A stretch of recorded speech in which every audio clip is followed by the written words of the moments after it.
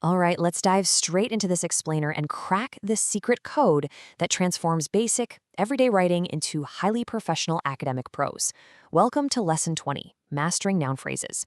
If you've ever read an academic paper and wondered why it sounds so dense, so authoritative, and frankly, so totally different from how we normally speak, well, you are exactly in the right place.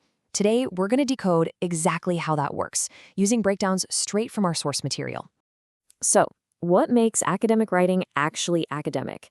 You might think it's just about using incredibly long, obscure words or maybe putting on this super formal, stiff tone. But honestly, the real secret doesn't lie in swallowing a thesaurus. It's actually about structural engineering. It's all about how information is physically packaged within a sentence. And that brings us to a pretty mind-blowing statistic. The staggering reality is that roughly 2/3, over 65%, of academic text is constructed entirely out of noun phrases. Just think about that for a second. When you strip away the verbs and the little connecting words, the vast majority of what you're actually reading, and the absolute most critical information, is sitting right there inside noun phrases. Literally, if you want to master academic English, you absolutely have to master this structure. Okay, here's our quick roadmap for today's masterclass. 1. The 2/3 rule. 2. Anatomy of a noun phrase. 3. The power of nominalization. 4. Building complex noun phrases. And 5. Creating cohesion in writing. Let's kick things off with Section 1, the 2/3 rule, the secret code of academics. Corpus studies, which are basically these massive databases of real academic texts, prove that the most frequent content words driving entire disciplines are these foundational nouns. If we compare introductory textbooks, say, in applied linguistics, the most frequent words you're going to see are language, speech, and interaction. Jump over to biology, and it's species, DNA, and organisms. These head nouns act as anchors. They're the absolute essential units of meaning that the entire rest of the text revolves around. So the crucial takeaway here is that relying on these phrases allows you to pack an unbelievable amount of critical information into a really tight space. The linguist M.A.K. Holliday calls this high lexical density. Basically, it means you have a super high proportion of heavy content words compared to the lighter grammar words like prepositions or pronouns. It's exactly what makes an academic text feel heavier and just way more tightly packed than your average conversation.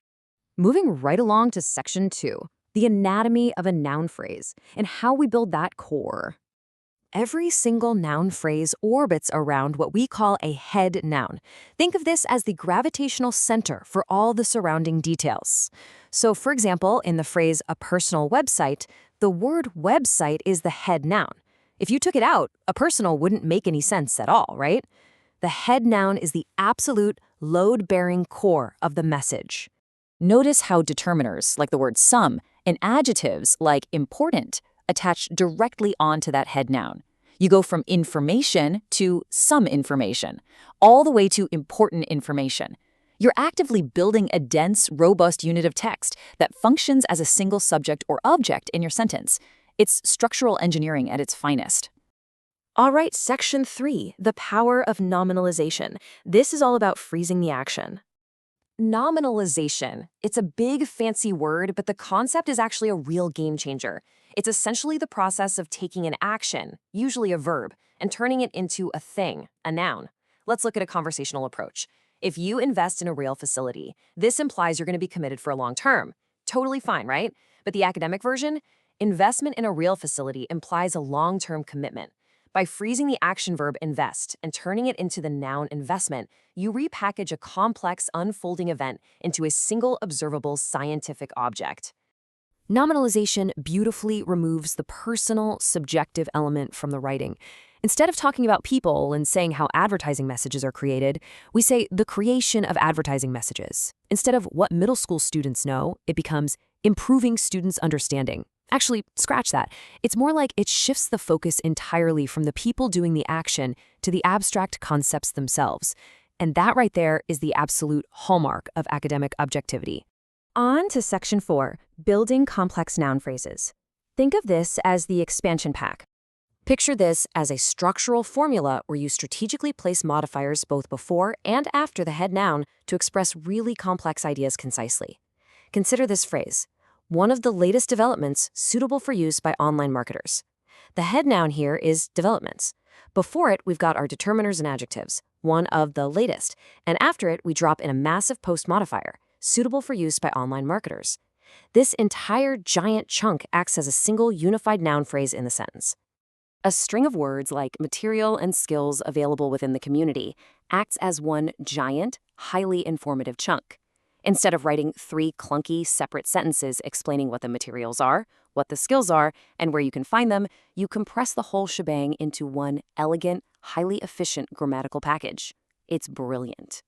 Now, these specific patterns are incredibly frequent because they allow writers to paraphrase much longer explanations into these tight, compact data packages.